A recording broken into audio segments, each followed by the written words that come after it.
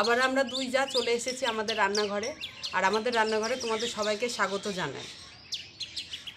তোমাদেরকে অনেক অনেক স্বাগত জানিয়ে আজকে আমাদের রেসিপি শুরু করছি। এমন একটা রেসিপি করব, আশা করি তোমাদের অনেক ভালো লাগবে। তো তোমরা দেখতে থাকো।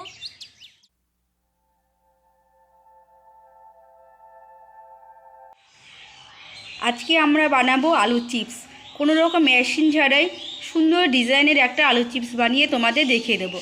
এই জন্য আমরা নিয়েছি আলু, নিয়েছি কর্নফ্লাওয়ার, তোমরা এখানে চালের গুঁড়ো ব্যবহার করতে পারো, আর নিয়েছি নুন, লঙ্কা গুঁড়ো, আর নিয়েছি এখানে নারকেলের কাঠি একই রকম সাইজ করে পরিষ্কার করে ধুয়ে নিয়েছি। তো কীভাবে উপকরণগুলো ব্যবহার করছি তোমরা দেখে নাও। প্রথমে এই আলুগুলোর খোসা আমি ছাড়িয়ে নেব। এমনভাবে খোসাটা ছাড়াবো যেন একটু লেগে না থাকে, সমস্ত খোসাগুলো যেন ছাড়ানো হয়ে যায়। আমার সমস্ত আলুগুলো খোসা ছাড়ানো হয়ে গেছে, তোমরা দেখতেই পাচ্ছ। এবার আলু দুই সাইডটা আমি কেটে বাদ দিয়ে দিচ্ছি, ঠিক এই পরিমাণ বাদ দিয়ে দিচ্ছি। একই মাপ করে আলুগুলো পাতলা পাতলা করে কেটে নিচ্ছি, এই তোমরা দেখতে পাচ্ছ। এইভাবে সমস্ত আলুগুলোকে আমি গোল গোল করে কেটে নেব। খুব পাতলাও করবো না, খুব মোটাও করবো না, ঠিক এরকম কেটে নেব। যে জলের মধ্যে রেখে দিচ্ছি আলুগুলো কেটে। একই রকমভাবে সমস্ত আলুর দুই সাইড কেটে নেব, আর গোল গোল করে পাতলা পাতলা করে কেটে রেখে দিচ্ছি জলের মধ্যে।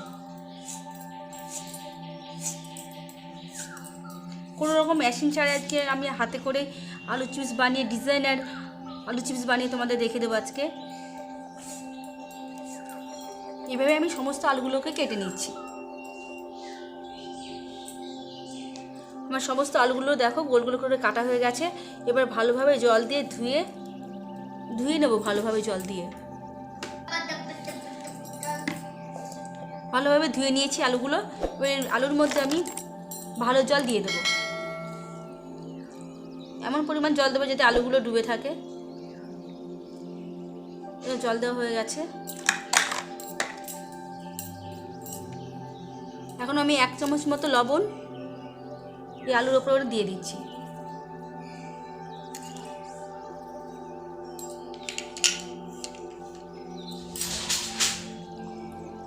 দিয়ে মিশিয়ে নিচ্ছি জলের সাথে।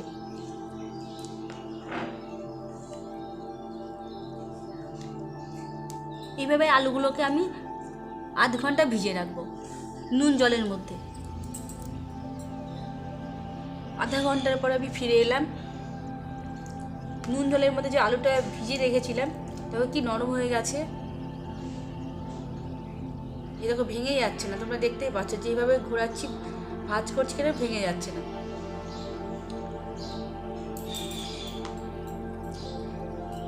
আমি এখন একটা বড় বাটি নিয়ে নিয়েছি, যে কর্নফ্লাওয়ারটা নিয়েছিলাম সেটা দিয়ে একটা ব্যাটার বানিয়ে নেব।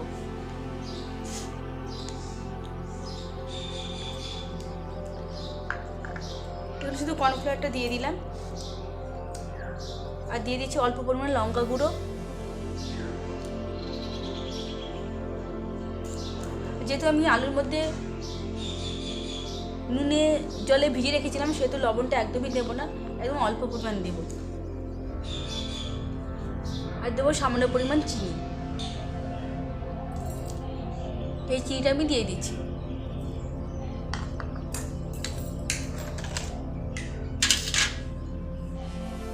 অল্প পরিমাণ জল দিয়ে ব্যাটারটা ভালোভাবে বানিয়ে নেব।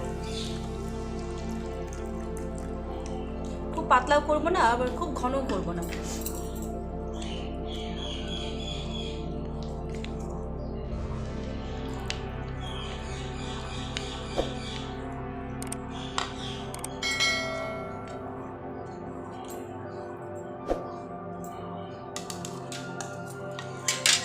এখানে যে নারকেলের কাঠিগুলো আমি সাইজ করে কেটে নিয়েছি, সেই নারকেলের কাঠিগুলোর একটা মুখ আমি একটু সুচালো করে নেব চাকু দিয়ে।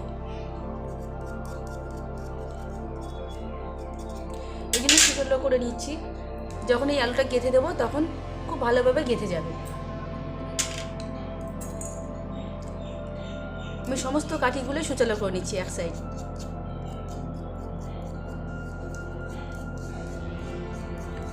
সবগুলো মুখ সুচালো করা হয়ে গেছে।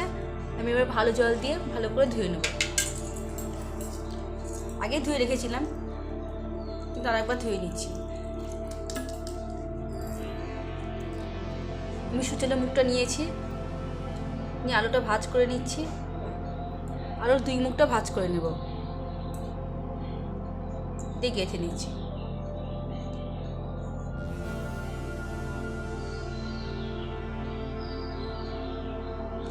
আরেকবার দেখে নাও।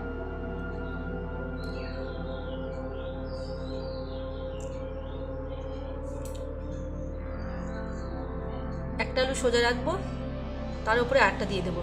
কি একই সাইজের মুখটা দেবো না, আমি 2 দিকে 2 ভাবে মুখটা করে দিচ্ছি। আমি এরকমভাবে সবগুলোই গেঁথে দেবো। দেখো কত সুন্দর লাগছে, পুরো কমপ্লিট হয়ে গেছে। একটা ডিজাইনটা কত সুন্দর লাগছে দেখতে। আমি এইভাবে সমস্ত চিপসগুলো বানিয়ে নিচ্ছি।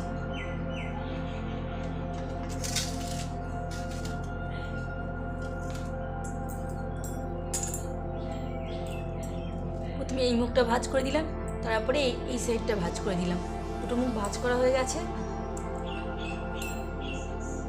এই যে গেঁথে দিচ্ছি। যেহেতু আলুর গোলগুলো নুন জলের মধ্যে ভেজানো ছিল, সেজন্য খুব সুন্দর নরম হয়ে গেছে। আর আলুগুলো দম বানানোর সময় ভেঙেও যাচ্ছে না, কি সুন্দর নরম হয়ে গেছে।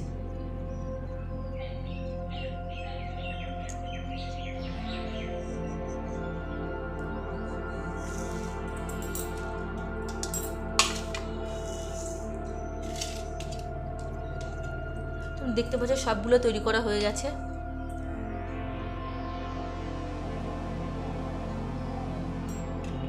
কত সুন্দর লাগছে দেখতে।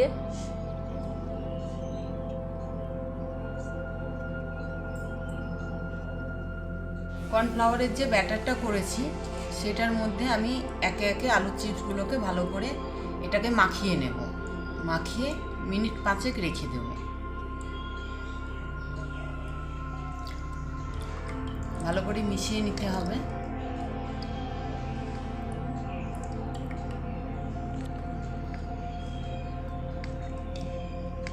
বললাম সবগুলো এইভাবে মিশিয়ে নিচ্ছি।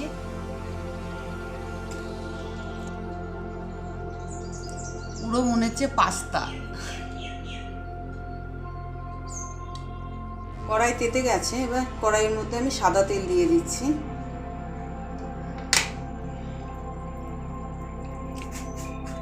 তেল গরম হয়ে গেছে, এবার একে একে আলুর এই যে চিপসগুলো আমি দিয়ে দিচ্ছি এর মধ্যে।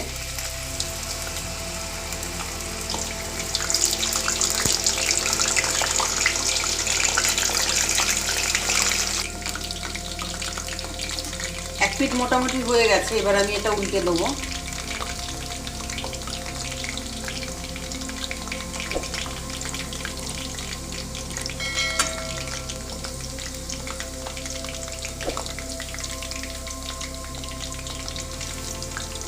দুটোই একসাথে উল্টানো হয়ে গেল।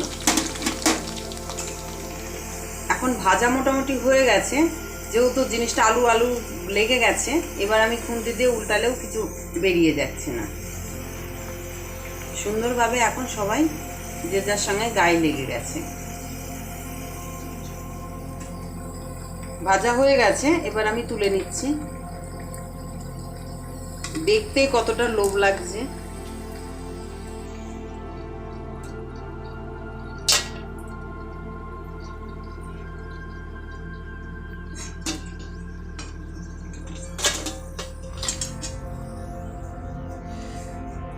তোমাদের একটা জিনিস দেখাই, এখনো তো তাও গরম আছে, মানে কতটা মুচমুচে হয়েছে।